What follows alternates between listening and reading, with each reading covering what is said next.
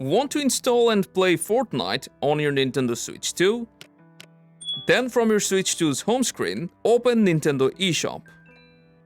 Select your profile, and now that you're in eShop, go to the search bar, press A on the search bar, and type Fortnite. You should already see Fortnite pop up on the top bar, so just go there and select it. Then press plus to search. You'll see there's two Fortnite versions, one of which is not available. Just select the one with the Switch 2 logo, then go right, select free download, then you need to scroll down and select free download once again. Now just select close to exit out of the eShop, and press OK to add the virtual game cards to your Switch 2. There you go.